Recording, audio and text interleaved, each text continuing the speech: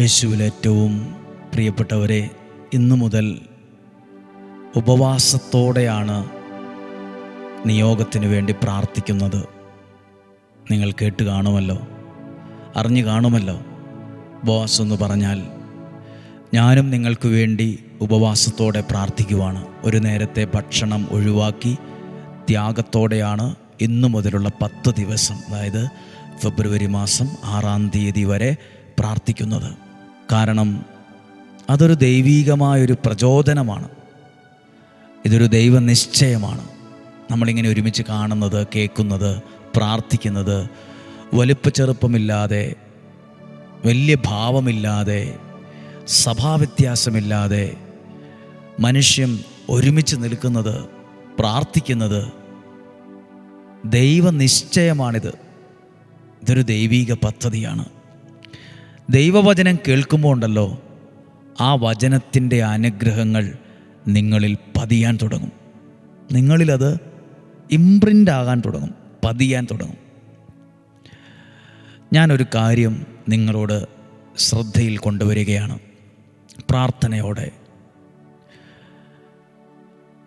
ദൈവത്തെ സ്നേഹിക്കുന്ന, ദൈവത്തെ ആരാധിക്കുന്ന, ദൈവത്തോട് കൂടെ ജീവിക്കുന്ന ഒരാൾ 1000 പേരുടെ 10,000 പേരുടെ ഇടയിൽ നിന്നാലും അത് വേറൊരാൾ തിരിച്ചറിയുമെന്നാണ് പറയുന്നത്. പ്രാർത്ഥിക്കുന്ന ഒരാൾ, സത്യസന്ധമായി പ്രാർത്ഥിക്കുന്ന ഒരാൾ, ദൈവത്തെ ആരാധിക്കുന്ന ഒരാൾ, ദൈവത്തിൻ്റെ ആ വചനത്തെ കൊണ്ടു നടക്കുന്ന ഒരാൾ 1000 പേരുടെ ഇടയിലാണ് നിൽക്കുന്നതെന്നിരിക്കട്ടെ, ആ വ്യക്തിയെ 1000 പേരുടെ ഇടയിൽ മനസ്സിലാക്കാൻ പറ്റും. ഇത് പറയാൻ ഒരു കാരണമുണ്ട്. ബൈബിളിൽ എസ്തേർ എന്ന് പറയുന്ന ഒരാളുണ്ട്. അപ്പനും അമ്മയൊന്നും ഇല്ലാത്ത ആളാണ്. പക്ഷേ രാജ്ഞിപദത്തിനു വേണ്ടി ആ രാജ്യത്തെ, ആ നാട്ടിലെ ഒരുപാട് പെൺകുട്ടികളോടൊപ്പം എസ്തേറും ഉണ്ടായിരുന്നു. രാജാവിന് എസ്തേറിനോട് പ്രിയം തോന്നിയെന്ന, ദൈവത്തെ അറിഞ്ഞ് പ്രാർത്ഥിക്കുന്ന ആ വ്യക്തി അത്രയും പേരുടെ ഇടയിൽ നിന്നപ്പോൾ പെട്ടെന്നത് തിരിച്ചറിഞ്ഞു. നിങ്ങൾ ദൈവത്തെ അറിഞ്ഞ് കുഞ്ഞുങ്ങളായി വളരുമ്പോൾ ഉണ്ടല്ലോ, എവിടെ ചെന്നാലും നിങ്ങൾക്കൊരു സ്ഥാനം ഉണ്ടാവും. എവിടെ ചെന്നാലും നിങ്ങളെ മാനിക്കുന്നൊരവസ്ഥ അവിടെ ഉണ്ടാവും. അതൊരു ദൈവാനുഗ്രഹമാണ്. ഇന്ന് നമുക്ക് വേണ്ടി, ഇന്ന് എല്ലാവർക്കും വേണ്ടി പ്രാർത്ഥിക്കുവാണ്. ഉപവാസത്തോടെ പ്രാർത്ഥിക്കുന്ന ദിവസമാണ്. ഞങ്ങൾക്ക് വേണ്ടി പ്രാർത്ഥിക്കണം. ഇന്ന് ബുധനാഴ്ചയാണ്, നാളെ വ്യാഴം വെള്ളി ദിവസങ്ങളാണ്. പ്രാർത്ഥനയോടെ ആയിരിക്കുമ്പോൾ ഈ വചനം കേട്ടെ. പ്രഭാഷകൻ്റെ പുസ്തകം 39-ാം അധ്യായം 34-ാമത്തെ വാക്യം, 33-ാമത്തെ വാക്യവും അനുഗ്രഹമാണ്. കർത്താവിൻ്റെ പ്രവൃത്തികൾ ഉത്തമമാണ്, യഥാസമയം അവിടുന്ന് ആവശ്യങ്ങളെ നിറവേറ്റുന്നു. നമ്മളൊക്കെ ഓരോ ആവശ്യത്തോടെയല്ലേ പ്രാർത്ഥിക്കുന്നത്. അപ്പോൾ ചോദിക്കും, ആവശ്യം പറഞ്ഞ് പ്രാർത്ഥിക്കുന്നത്, നമുക്ക് നമ്മുടെ ആവശ്യങ്ങൾ ദൈവത്തോടല്ലാതെ ആരോടാ പറയാൻ പറ്റുക? നമ്മുടെ ആവശ്യങ്ങൾ ദൈവത്തോടല്ലാതെ അപ്പുറത്തെ കടയിൽ പോയി പറയാൻ പറ്റുമോ? അപ്പുറത്തെ വീട്ടിൽ പോയി പറയാൻ പറ്റുമോ? നമ്മുടെ മനസ്സിൻ്റെ ആവശ്യങ്ങളെ ദൈവം യഥാകാലം നിറവേറ്റിത്തരും. 34-ാമത്തെ വാക്യം, ഒന്ന് മറ്റൊന്നിനേക്കാൾ മോശമാണെന്ന് പറയാനാകില്ല, ഓരോന്നും യഥാകാലം നന്മയായി തെളിയും. ഇപ്പോൾ ചിലർ പറയില്ലേ, ഇതെന്ത് പ്രാർത്ഥനയായി, നിയോഗ പ്രാർത്ഥന, ഡെയിലി ബ്ലെസ്സിങ്, ഇതൊക്കെ ഒരു സ്വാർത്ഥതയാണ്, ഭൗതിക കാര്യങ്ങൾക്ക് വേണ്ടി മാത്രമേ പ്രാർത്ഥിക്കുന്നുള്ളൂ, അപ്പുറത്തെ പ്രാർത്ഥനയാണ് യഥാർത്ഥ പ്രാർത്ഥന. അങ്ങനെയൊന്നും നമുക്ക് തരംതിരിക്കാൻ പറ്റില്ല. എല്ലാ പ്രാർത്ഥനയും നല്ലതാണ്. ആ ധ്യാന കേന്ദ്രത്തിൽ പ്രാർത്ഥിക്കുന്നതും, ആ അച്ഛൻ ചെയ്യുന്ന ശുശ്രൂഷയും, അപ്പുറത്തുള്ള വൈദികർ ചെയ്യുന്ന ശുശ്രൂഷകളും, അൽമായർ ചെയ്യുന്ന പ്രാർത്ഥനകളും ശുശ്രൂഷകളും ഓരോന്നും ഓരോ നന്മകൾ തരുന്ന ശുശ്രൂഷയാണ്. എല്ലാം നല്ലതാണ്. ഒന്നും മറ്റൊന്നിനേക്കാൾ മോശമാണെന്നൊന്നും പറയാൻ പറ്റില്ല.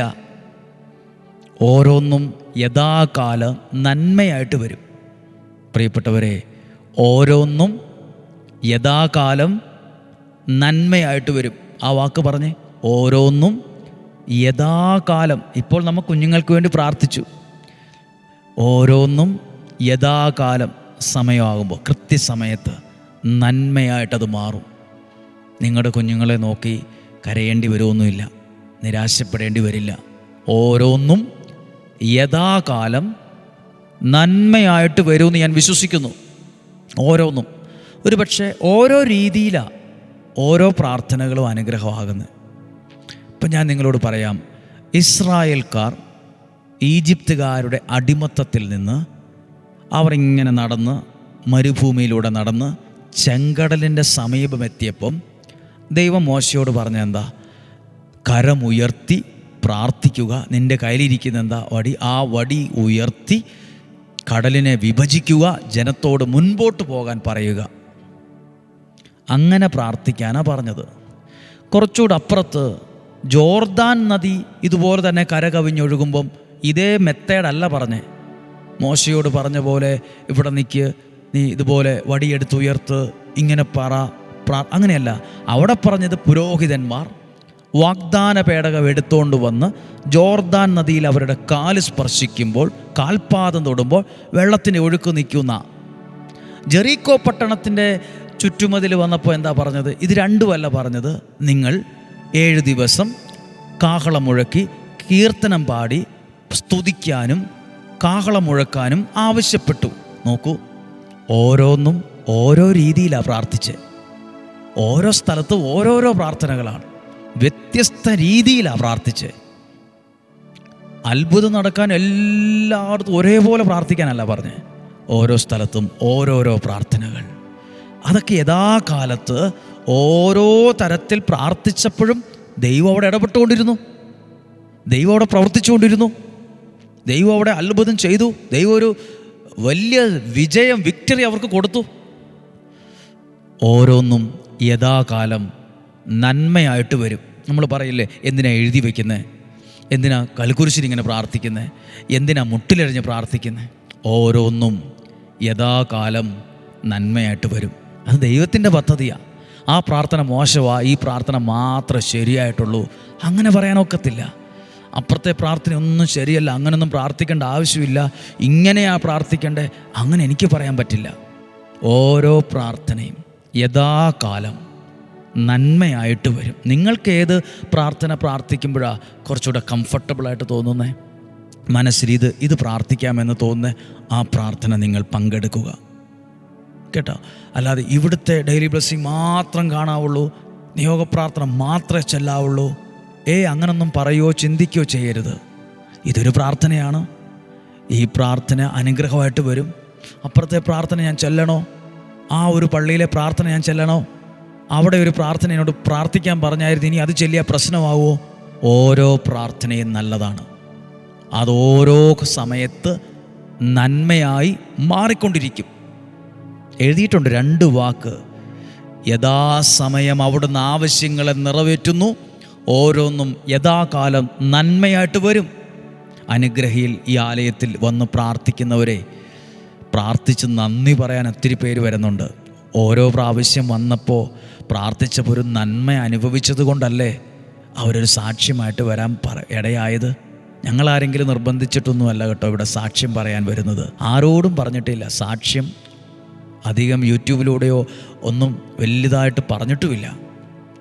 എന്നാലും സാക്ഷ്യത്തിൻ്റെ സമയമാകുമ്പം 50-60 പേര് ഇവിടെ ക്യൂ നിൽക്കും സാക്ഷ്യം പറയാൻ. സാക്ഷ്യം പറയിപ്പിക്കുന്ന ജോയ് ബ്രദർ ആൾക്കാരോട് പറയും, ഇന്ന് ഇത്രേ സമയമുള്ളൂ, കുറച്ച് പേര് പോയിരിക്കുക, പിന്നീട് ഒരിക്കൽ പറയാം, ഇത്രയും സമയം തീരില്ലല്ലോ, പറഞ്ഞു വിടുന്നത് ഞാൻ കണ്ടിട്ടുണ്ട്.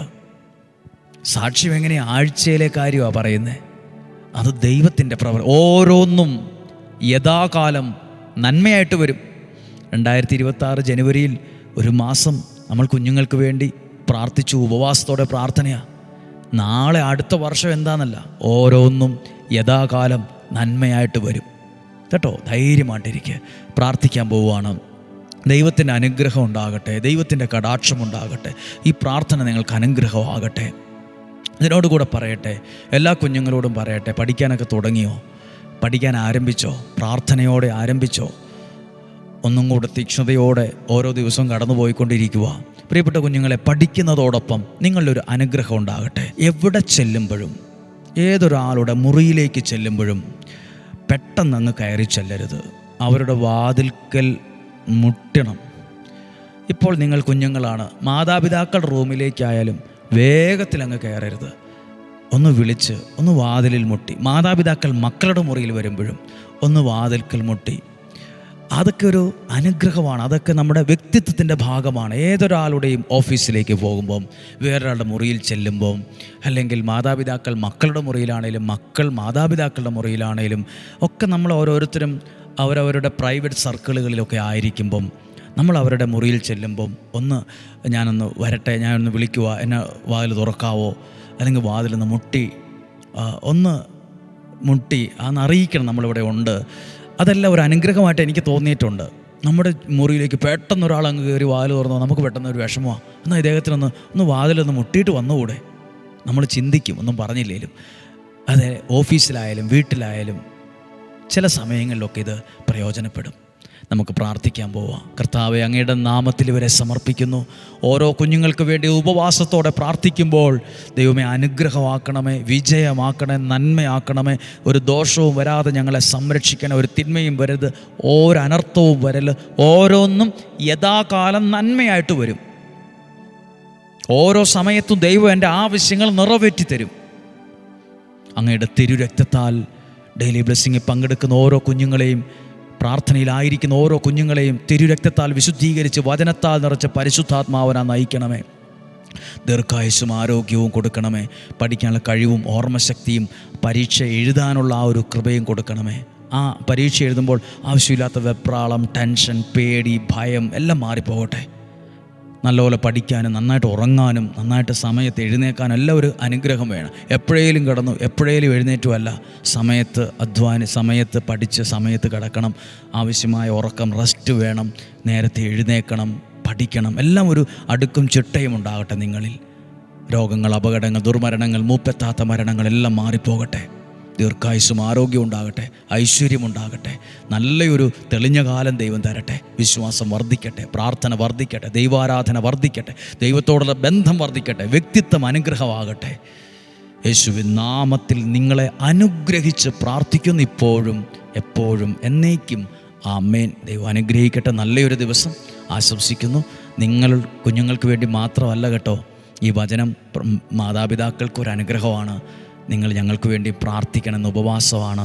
ഉപവാസത്തോടെയാണ് പ്രാർത്ഥിക്കുന്നത്. പറ്റുന്നവരും ഒക്കുന്നവരൊക്കെ ചേർന്ന് പ്രാർത്ഥിക്കുക. നിങ്ങളുടെ സ്വാതന്ത്ര്യം പോലെ. ഏതായാലും ഞങ്ങൾ നിങ്ങൾക്ക് വേണ്ടി ഉപവാസത്തോടെ പ്രാർത്ഥിക്കുവാണ്. സാധ്യം എല്ലാവർക്കും അയച്ചു കൊടുക്കണം. നാളെയും 5:30 ഒരുമിച്ച് കാണണം, ഒരുമിച്ച് പ്രാർത്ഥിക്കണം. പറ്റും പോലെ ഒരുമിച്ച് തന്നെ പ്രാർത്ഥിക്കുക. നാളെ കാണുന്നതുവരെ സ്വർഗത്തിലെ ദൈവം, സർവശക്തനായ ദൈവം എന്നെയും നിങ്ങളെയും സൂക്ഷിക്കട്ടെ. ആമേൻ.